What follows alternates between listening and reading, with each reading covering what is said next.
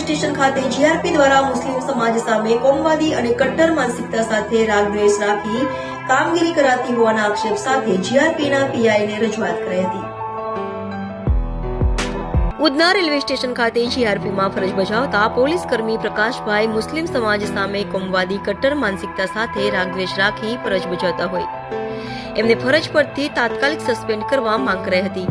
તો આવેદનપત્ર આપતી વેળાએ જણાવાયું હતું કે વર્ષોથી ઉધના રેલવે સ્ટેશન ખાતે કોઈપણ પ્રકારના ધાર્મિક સામાજિક ભેદભાવ વગર શ્રમિક રિક્ષા ચાલક તરીકે પોતાની ભાડાની રિક્ષા ચલાવી અમારા પરિવારનું પેટ રળે છે। અમારા દ્વારા સ્થળ પર હર હંમેશ કાયદા વ્યવસ્થા સાથે ટ્રાફિક બાબતે સુવ્યવસ્થા બની રહે એવા અથાગ પ્રયાસો અમારા સૌના રહે છે। આજ દિન સુધી સ્થળ પર અમો રિક્ષા ચાલકોની પોલીસ ચોપડે કાયદા વ્યવસ્થા બાબતે કોઈ એફઆઈઆર નથી તેમજ અમો સૌ એકબીજાના ધર્મ અને સમાજ પ્રત્યે માન સન્માન જાળવતા છીએ। પરંતુ ગત તારીખ 9/12/2024ના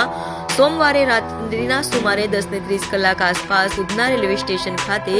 જીઆરપી પોલીસ કર્મી પ્રકાશભાઈ ફરજ પર હતા કે નહીં એ અમોને જાણ નથી, પણ તેઓ હાજર હતા। તે સમયે મુંબઈથી આવતી ફ્લાઇંગ રાણી ટ્રેન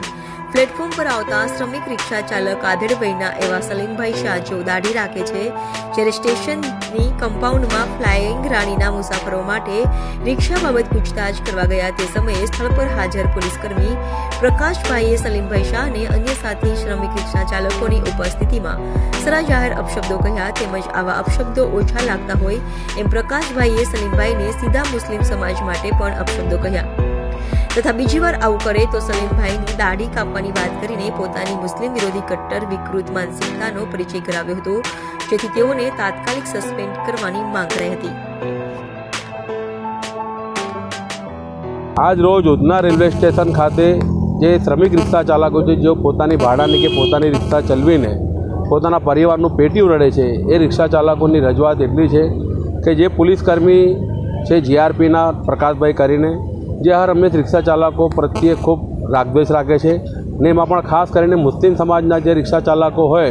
એમની સાથે હર હંમેશા કોમી કટ્ટરવાદી વલણ રાખે છે। અને ગત તારીખ 9/12/2024ના રોજ એમને જે મારી બાજુમાં ઊભા છે એવા સલીમભાઈ શાહ જે આધેડ વયના વ્યક્તિ છે, જે શ્રમિક રિક્ષા ચાલક છે, જે પોતાના પરિવારનું પેટીયું રડે છે, એ રિક્ષા ચાલકને નાની બાબતમાં ખૂબ જાહેરમાં અપશબ્દો કહ્યા